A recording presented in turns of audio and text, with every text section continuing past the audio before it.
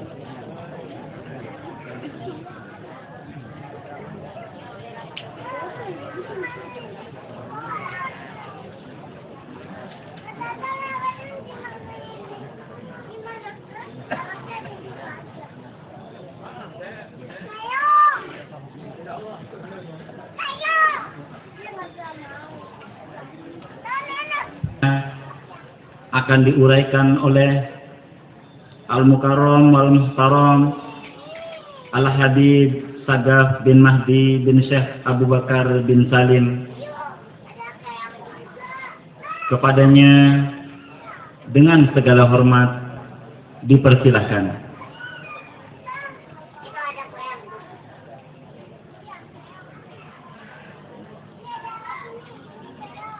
Sallu ala Muhammad.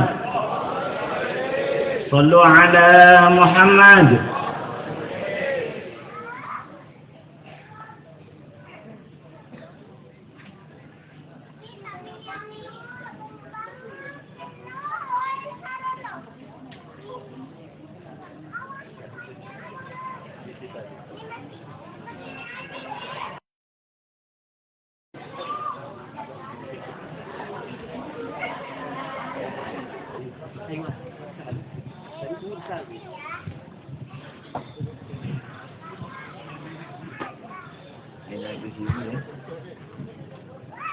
Assalamualaikum warahmatullahi wabarakatuh.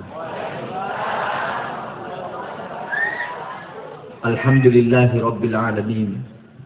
Ala sayyidina Muhammadin habibi rabbil alamin, imamil muttaqin, sayyidil anbiya'i wal mursalin, sayyidina wa nabiyyina Muhammadin sallallahu alaihi wa ala alihi wa ashabihi wa sallama tasliman katsira, amma ba'du.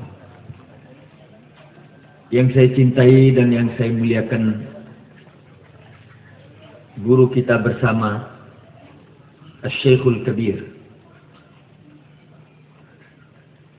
Kiai Al-Hajj Syafi'i Khazami beserta para kiai dan para alim ulama yang sama-sama saya cintai, bapak-bapak, para sesepuh, bapak-bapak tokoh masyarakat, ibu-ibu ustadzah, yang saya cintai dan yang saya banggakan, guru kita Syarif Mursal yang telah belajar dengan gigihnya kepada muallim dan beserta rekan-rekannya yang lain, yang kemarin saya nyatakan kepada mereka, siapa yang belajar kepada Syekh Muallim Syafi'i Khazami, maka dia adalah murid-murid yang boleh dikategorikan ulama-ulama yang solehin. Pada hari ini kita sama-sama diundang untuk memperingati hari lahirnya seorang manusia yang memberi keberuntungan kepada sekalian alam semesta, yang datangnya membawa rahmat dan kasih sayang, yang beliau dijadikan contoh hidup oleh Allah. Siapa yang mengambil contoh hidup itu, maka dia pasti akan bahagia dunia dan akhirat. Bayangkan ibu-ibu, Ibu-ibu kan pernah melahirkan anak. Anak itu dilahirkan dalam keadaan yatim. Cantiknya kebangetan. Saya tidak berani mengatakan ganteng. Karena ibu-ibu bilang kalau kepada saya Habibnya ganteng. Tapi Nabi Muhammad ini cantik, molek, indah. Orang yang beriman yang memandang beliau di saat itu langsung terkagum-kagum.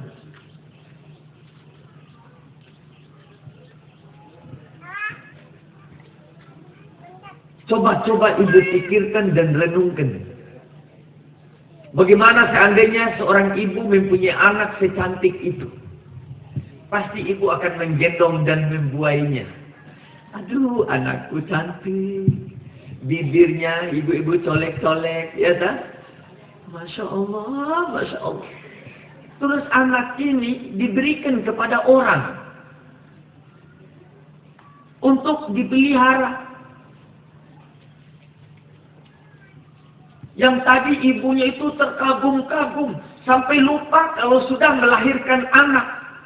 Sopo iki, terkejut. Jadi sampai lupa anaknya siapa ini. Lupa dari cantiknya Muhammad itu. Tapi kok datang Siti Aminah yang bukan teman lama, baru ketemu di hari itu, anak yang secantik ini langsung diserahkan. Gowo, bawa. Dan di bawah ini Siti Aminah nggak tahu kemana. Di sebuah desa yang belum pernah Aminah pergi ke sana. Ini anak cantik, anak yang sangat indah. Kira-kira coba ibu-ibu pikirkan, dari apa itu? Karena waktu Aminah melahirkan Sayyidina Muhammad ini, sifat dan nur yang dibawa oleh Nabi Muhammad ini meresap di dalam hati dan tubuh Siti Aminah. Di mata Siti Aminah, di otak Siti Aminah, di tangan Siti Aminah, di kaki Siti Aminah. Yajlul ghayahid, sampai semua yang gaib dilihat oleh Siti Aminah. Nur Muhammad di dalam tubuh Aminah. Ini yang menyebabkan Aminah langsung percaya kepada Siti Halimah. Mau dibawa kemana? Dia tetap dapat mengintai dengan matanya setelah disinari oleh nur Nabi Muhammad. Dia sudah baca Halimah yang datang ini. Dia sudah tahu hatinya. Hanya ini orang yang mampu memelihara Muhammad anak yatim ini. Padahal waktu dia datang ketahuan orang miskin. Tapi dia percaya dengan penuh. Karena Aminah datangnya utusan Allah. Halimah datang utusan Allah. Semua sudah kepingin memelihara Nabi Muhammad. Sampai kepada al-wuhush, binatang-binatang buas, menawarkan diri kepada Allah. Ya Allah, kami saja yang memelihara Muhammad itu. Binatang buas, ada aku yang mampu meliharanya. Nanti dilahirkan Aminah akan disusu oleh Siti Halimah. Halimah pun terbuka hatinya. Yang sudah 8 tahun buah sebelah kanan tidak bisa mengeluarkan susu, di saat disentuh oleh bibir Nabi Muhammad langsung mencorot keluar air susunya. Dan Halimah langsung beriman, ini bukan manusia biasa.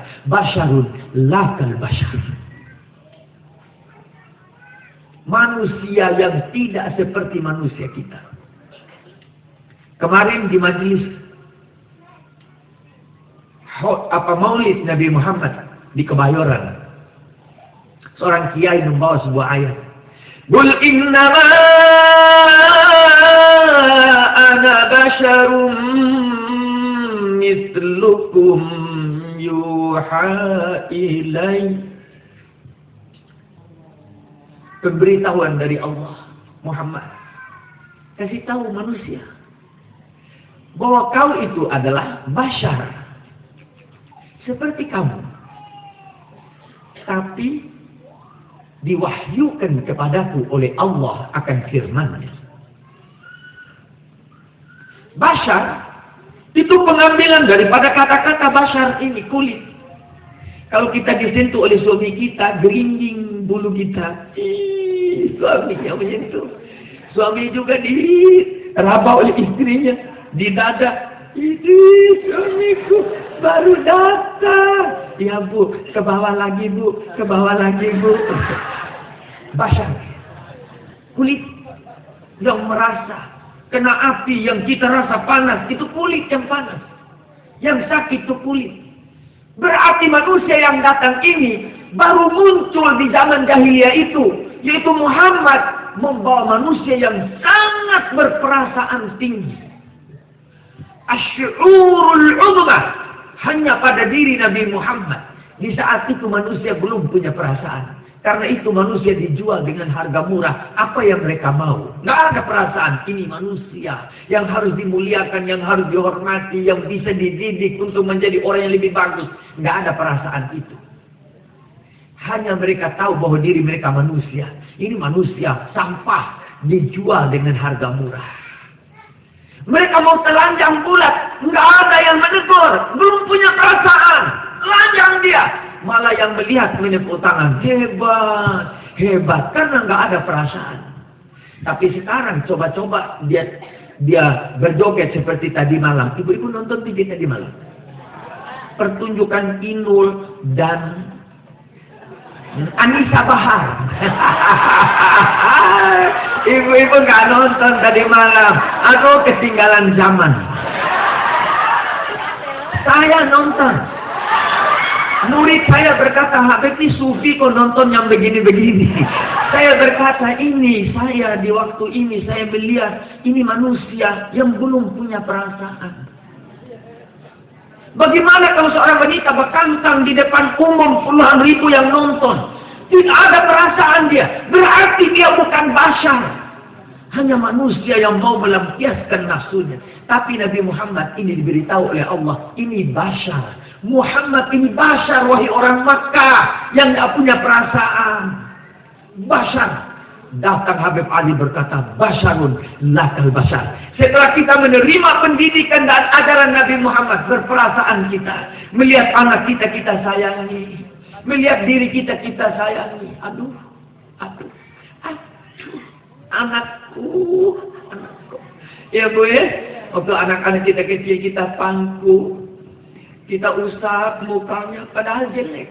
Tapi kita bangga. Aduh, anakku gantengnya. Gantengnya. Diusap-usap dadanya. Ya Bu, waktu dia jalan pantatnya kita curi. Gigi-gigi enak tuh. Anak kita. Karena kita punya perasaan yang sangat tinggi. Dididik oleh Nabi Muhammad kepada kita. Cintailah anakmu. Cintailah suamimu, cintailah istrimu, cintai dan hormati, taatlah kepada orang tuamu. Itu ajaran Nabi Muhammad itu semua. Tidak mungkin ada ajaran itu di zaman jahiliyah, enggak ada.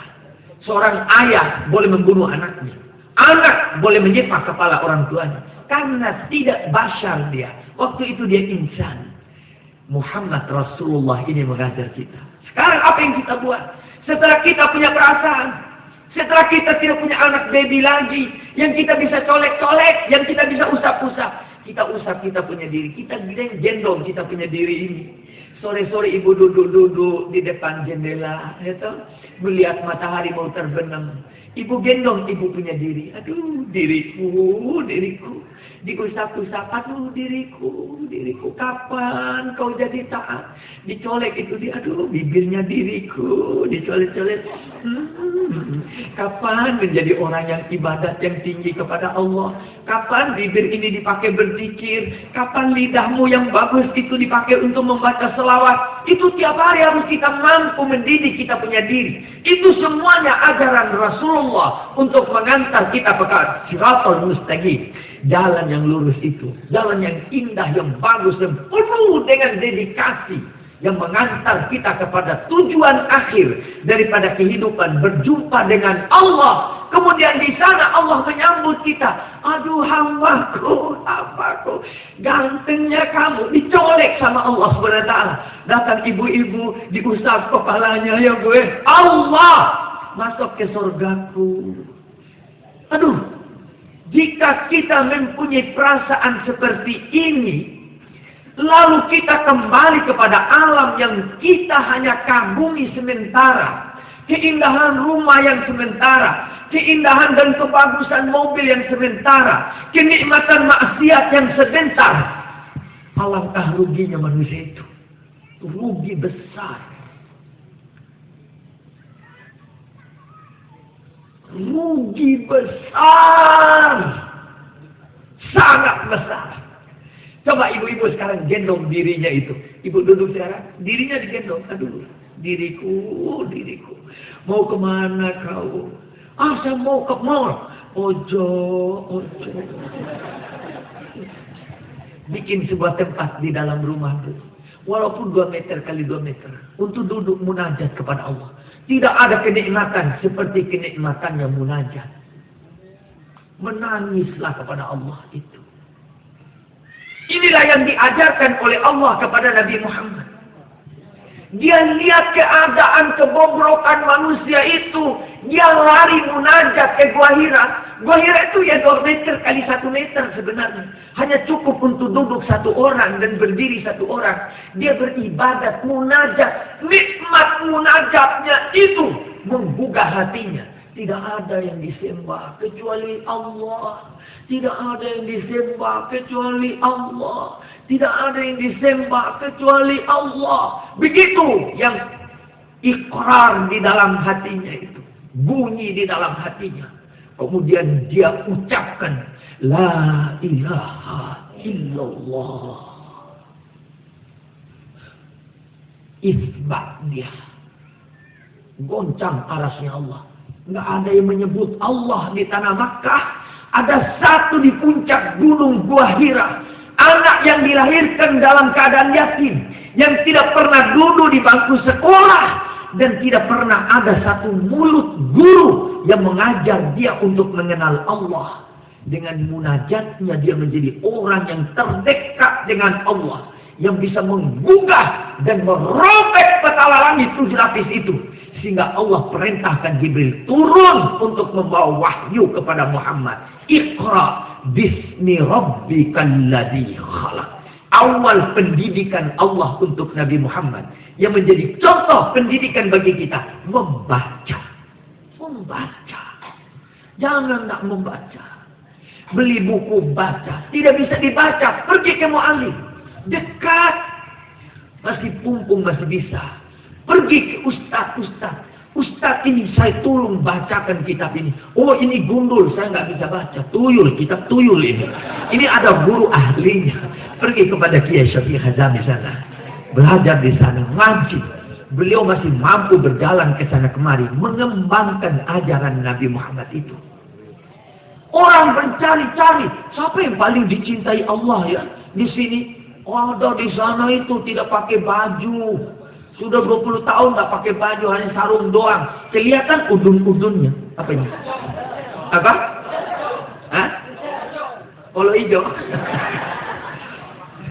Kok itu yang dicari? Ibu-ibu ini terlalu sufi. Jangan. Tadi malam nonton TV bang. Kalau ibu-ibu tidak nonton tidak apa-apa. Yang inu aja yang penting. Ini nonton TV apa enggak tadi malam? Nonton bola. Nonton bola. Sebelum nonton bola, ada peramal. Ada peramal ditanya, siapa yang menang antara pertandingan Belanda dengan Swedia? Tadi malam Belanda sama Swedia loh, subuh tadi pagi tadi selesai. Nggak nonton? Yang menang siapa ya? Belanda 1 gol kan? Tendangan penalti. Berarti tidak seman subuh tadi. Karena kadang-kadang orang asyik nonton bola, tidak tahu matahari sudah terbit. Asyik yang melampaui batas pun tidak bagus. Khairul umuri awsatuha. Enggak ada pendidikan seperti pendidikan Nabi Muhammad. Yang sedang itu yang bagus. Indah. Ya saya ini sedang. Kiai Halim sedang. Enggak ada pakai kayak Inul begitu. Saya orang alim harus pakai bunga-bunga berkembang-kembang. Ada jibur-jibur yang turun di sini pakai bintang sini. Terus imamanya miring tutup sorban dia kesian.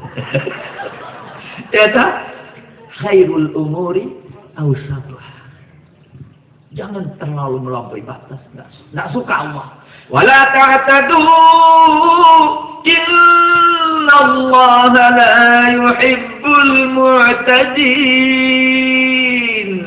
Jangan melampaui batas. Allah tak suka yang melampaui batas.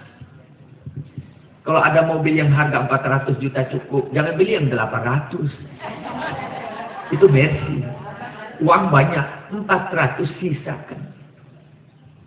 Simpan baik-baik. Mungkin di waktu kita jalan, ada masjid mau roboh. Itu yang berhak untuk mengambil uang ini. Jangan dihabiskan. Nanti kalau kita habiskan beli Mercedes 825 juta, 2 tahun sudah dipakai, harganya tinggal 200 juta, rugi 600 juta.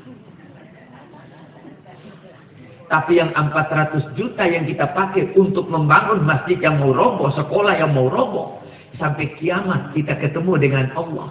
Itu kamu yang bangun rumahku.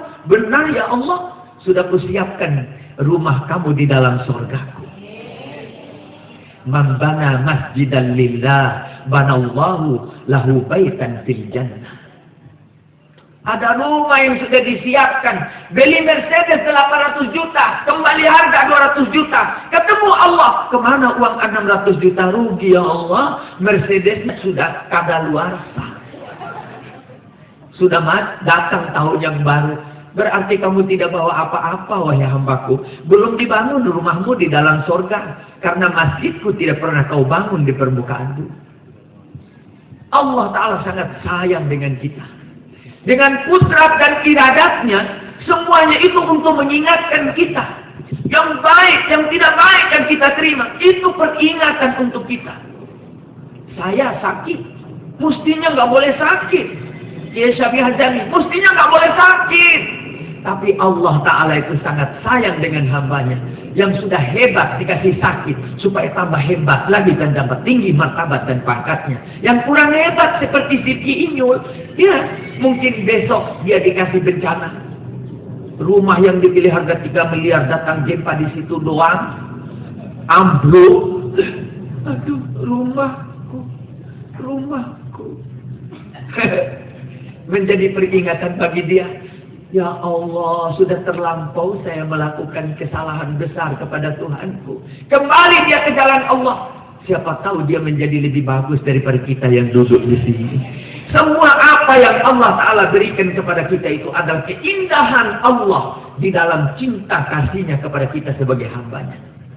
Nabi Muhammad diuji. Mestinya tidak pantas untuk diberi kalah di dalam peperangan, untuk luka patah giginya, untuk dikejar-kejar oleh orang di tanah Makkah, dilempar batu di Taif. Nggak pantas. Tapi Allah Ta'ala begitu cintanya kepada Nabi Muhammad. Ini pangkat harus naik lagi Muhammad. Naik lagi. Top! 30 juz turun itu ayat dari langit. Nabi-nabi yang lain nggak ada yang mampu untuk menerima 30 juz Al-Quran itu. Hanya Muhammad Rasulullah. Dari sempurnanya Nabi Muhammad ini di sisi Allah. Daripada hamba al-basyariyah seperti kita ini. Sudah beliau sampaikan semua. Menjadilah kita basyar, manusia mulia. Lain dengan di zaman jahiliyah yang masih predikat insan. Menjadi basyar kita. Sudah basyar kita ikuti ajaran Nabi itu. Tapi belum juga sampai kita kepada peringkat martabat Nabi Muhammad. Dikategorikanlah kita dan Nabi Muhammad itu basyar, lakal basyar. Tapi tidak seperti basyarnya kita. Kita hanya mampu berdiri sembahyang dengan 2 kaki. Tapi Nabi Muhammad sembahyang sampai mengangkat kaki sebelah. Kaki sebelah capek diangkat. Capek lagi sebelah, angkat lagi. Sampai bengkak-bengkak, masih berdiri sembahyang. Turun Jibril. Taha ma anzalna 'alaikal Qur'ana litashqa illa tadhkiratan liman yakhsha. Muhammad, tidak untuk memberatkan kamu, tidak untuk mencelakakan kamu, ini Quran diturunkan sekedar untuk kau sampaikan kepada manusia. Yang mau taat dan mau ikut sudah kutentukan. Engkau sekedar menyampaikan, wahai Muhammad. Mundur Muhammad sedikit. Malaikat tidak mampu mencatat dan menulis apa yang dia buat dan apa yang dia ucapkan. Minta ampun itu Rakib dan Atid. Ya Allah, nggak mampu lagi kita mencatat ini Muhammad apa yang dia buat. Sudah istirahat aja pada diri Muhammad. Catat yang lain. Catat Habib Segaf. Catat itu Abu Aminah. Catat ini Pak Salih. Doktor. Ini aja yang dicatat. Yang lain tidak usah. Muhammad tidak usah dicatat. Itu Nabi Muhammad kita. Enggan untuk meninggalkan kita. Tidak mau. Tidak mau. Tidak mau meninggalkan ibu dokter. Tidak mau. Tidak mau meninggalkan Habib Segaf. Sia-sia hidup sendiri, enggak. Mau terus dengan kita. Mau terus. Ulama-ulama kita itu beken-beken hebat-hebat. Bagaimana supaya Nabi Muhammad ini tetap berpancar di dalam hati sanubari umatnya? Dibikinlah tulisan-tulisan yang indah yang mengarang tentang sejarah hidup Nabi Muhammad SAW. Diungkapkan dengan bacaan-bacaan yang bagus, yang disusun dengan rapi, yang sementara orang tidak mengerti bahasanya, lalu dia berkata ini bohong belaka, karena bahasanya nggak ngerti. Pernah terjadi di zaman Syekh tua, guru tua, Habib Idrus bin Salim Al-Jufri. Salah seorang tokoh di situ tidak mau berdiri waktu masyarakat. Guru besar dari Mesir yang mengajar di Al-Khairat, di Palu, diketok kepalanya si guru itu. Cekat! Kenapa diketok? Kamu berdiri. Kamu mengerti bahasa Arab? Enggak. Pantas kamu tidak tahu baca maulid Nabi Muhammad. Berdiri, goblok! Berdiri dia. Habis salih, berjoget. Bodoh, tidak mengerti. Bahasa Arab itu adalah bahasa yang penuh dengan rahasia. Bukan seperti bahasa Indonesia. Pergi, bahasa Indonesia itu pergi. Sudah paham ibu-ibu. Idhabi. Orang perempuan. Lain. Pergi. Laki, perempuan sama. Pergi kau. Apa laki, apa perempuan yang diterima. Itu sudah berbeda. Bahasa Arab enggak. Kalau perempuan, ada yaknya bu. Hormat kepada perempuan. Idhabi. Laki-laki cukup, idhab, pergi. Perempuan ada tambah, ekor. Karena perempuan itu banyak ekornya.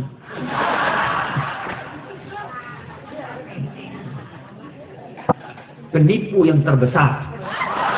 Perempuan. Ya. Dari terlalu hebatnya. Hebat. Nabi Yusuf aja hampir tergoda sama Siti Zulaikha yang sudah umur 50 tahun. Hampir.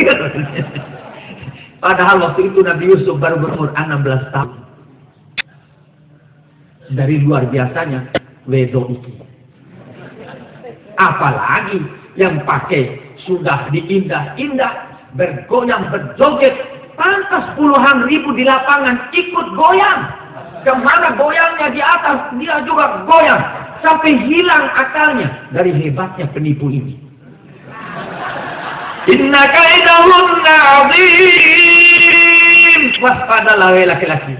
Penipu yang sangat dahsyat adalah wanita.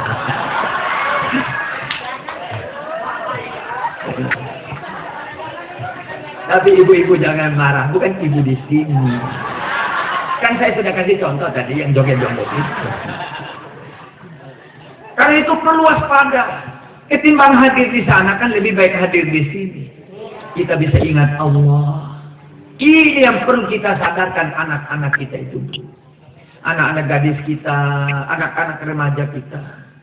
Coba dibawa tangannya pergi mengaji. Hadir majelis dulu nak, hari Minggu ini nggak perlu ke Ancol. Apa sih yang dilihat itu anjing laut? Dulu anjing perlu ditonton. Gara-gara dia bisa tambah 2 kali 2 tambah 2 4. Wah, berduyun-duyun. Beli lagi karcis. Cuma 2 tambah 2. Coba kita bawa anak kita ke taman kanak-kanak, naik kelas 1. Pulangnya bukan 2 tambah 2, 6 kali 6 dia hafal. Tapi tidak pernah seorang ibu ayah menonton anaknya seperti menonton anjing laut yang ada di Ancol. Perlu ada pertimbangan hidup. Semua itu harus ditimbang. Alam semesta ini kalau tidak ditimbang di dalam kedudukannya oleh Allah akan runtuh. Kita pun harus menimbang hidup ini. Wa wada'al mizan alla tatghaw fil mizan wa aqimul wazna bil qisti wala tukhsirul mizan. Letakkan timbangan itu yang bagus. Tegakkan timbanganmu. Jangan merugikan di dalam kehidupanmu dan kehidupan orang lain. Timbang baik-baik. Perlukah anak ini pergi ke Ancol hanya sekedar nonton anjing laut yang hanya tahu 2 tambah 2 3 kali 3, 3 kali 2, 4 kali 4. Dari dulu dia ketok begitu-begitu saja.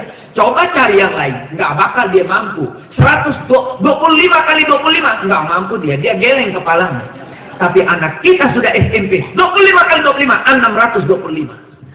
Karena dia sudah belajar matematika. Ini yang perlu kita tonton setiap hari. Nah, ya Allah, anakku lebih hebat dari anjing laut. Ini yang perlu ditonton.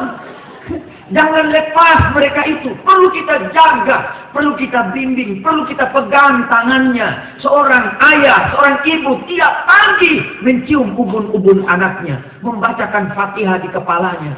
Siapa tahu anak ini mendapat kudrat dan iradat yang mulia dari Allah. Barakat doa ayah dan ibunya.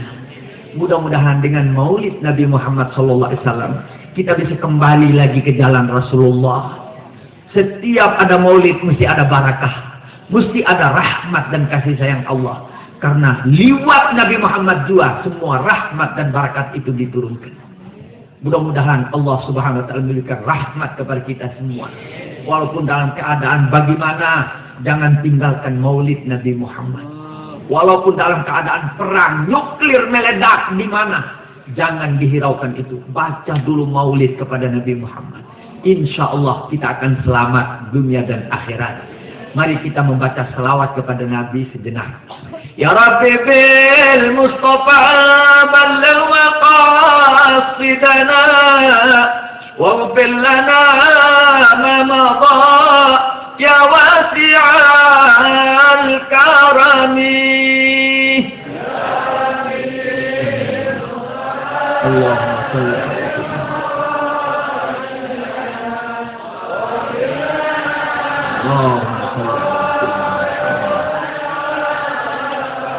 نبينا الأمير الناهي فلا أحد أبر في قولي لا منه ولا نعمي يا رب اللهم صل على سيدنا محمد وعلى آل سيدنا محمد. اللهم صل على سيدنا محمد. محمد سيد الكونين والثقلين والفريقين من عرب ومن عجم. اللهم صل على سيدنا محمد وعلى آل سيدنا محمد. اللهم صل على سيدنا محمد وعلى آل سيدنا محمد. اللهم صل على سيدنا محمد. والحبيب الذي ترجى شفاعته لكل هول من الأهوال مقتحمين. Allahumma salli ala Sayyidina Muhammad wa ala ali Sayyidina Muhammad. Allahumma salli ala Sayyidina Muhammad wa ala ali Sayyidina Muhammad. Allahumma salli ala Sayyidina Muhammad wa ala Sayyidina Muhammad. Ya Rabbi waj'al raja'i ghayra mun'akisin ladaika waj'al hisabi ghayra munkharimin. Allahumma salli ala Sayyidina Muhammad. Allahumma salli ala Sayyidina Muhammad. Allahumma salli wal afwa minkum. Assalamualaikum warahmatullahi wabarakatuh. Saudara jamaah Majelis Taklim yang berbahagia, melangkah ke acara berikutnya, pembacaan doa. Untuk itu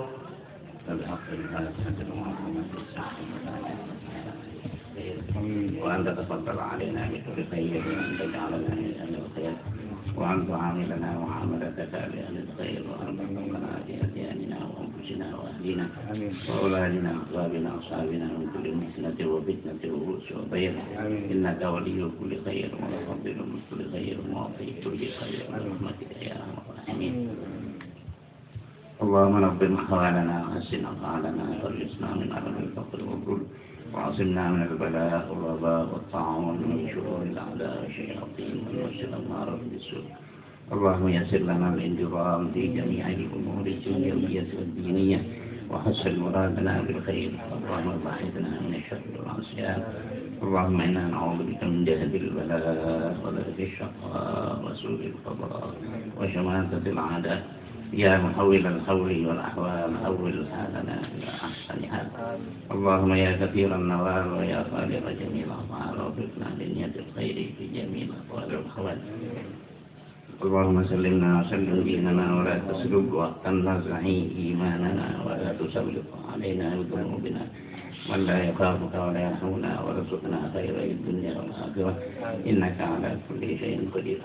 اللهم اجعل جمعنا هذا جمعا مرحوما وتفرقنا من بعده تفرقا معصوما ولا تجعل فينا ولا معنا شقيا ولا مفرودا ولا محروما.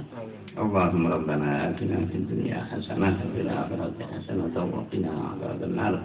ربنا تقبل منا إنك أنت السميع العليم وتب علينا إنك أنت التواب الرحيم. صلى الله على سيدنا محمد وعلى آله وصحبه وسلم. سبحان ربك رب العزة عما يصفون وسلام على المرسلين والحمد لله رب العالمين. آمين. Ada bingkisan dari panitia. Sekali lagi mohon kepada jamaah untuk tidak meninggalkan majlis karena ada bingkisan dari panitia Maulid. Kami sebagai pembawa acara kurang lebihnya mohon maaf. Akhirul kalam, assalamualaikum warahmatullahi wabarakatuh.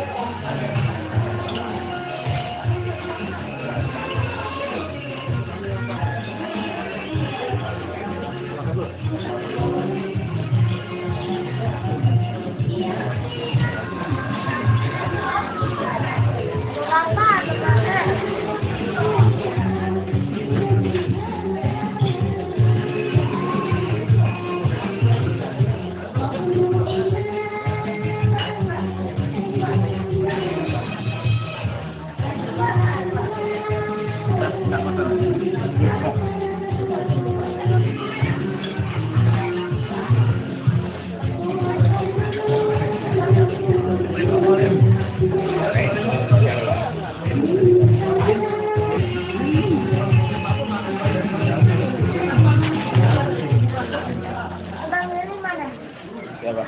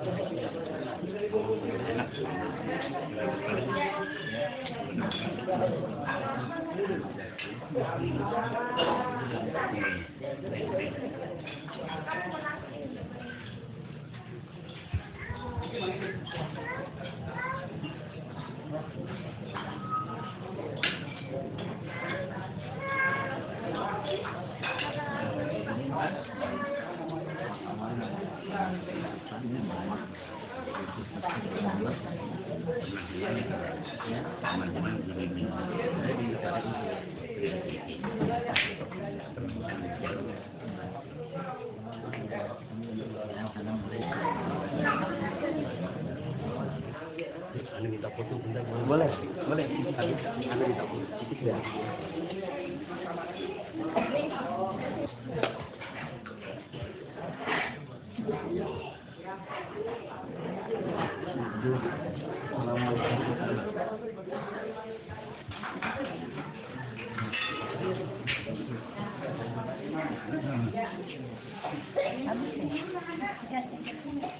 Dulu pernah di koran apa di beredar dulu. Iya.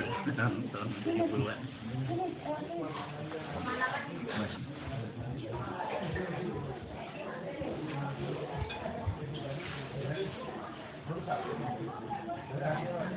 Dikirim dari menarik enggak Dulu di koran. langsung di komputer. Bisa orang yang jelek bisa dibikin ganteng. Iya, bisa di proyek kartu. Ada.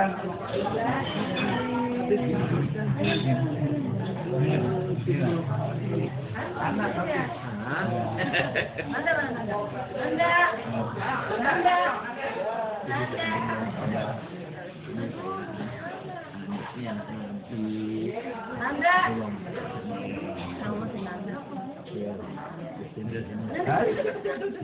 Biasanya ini yang ada sekali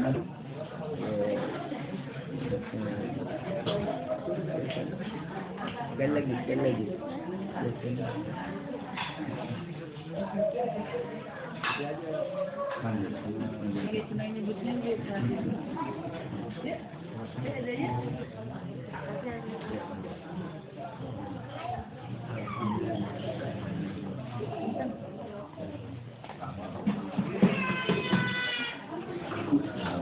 tamu di warung lu. Ben, warung banyak tamu.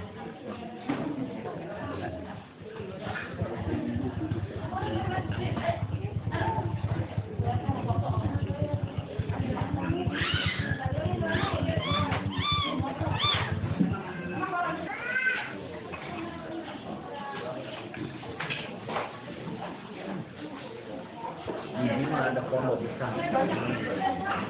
Bangun di tempat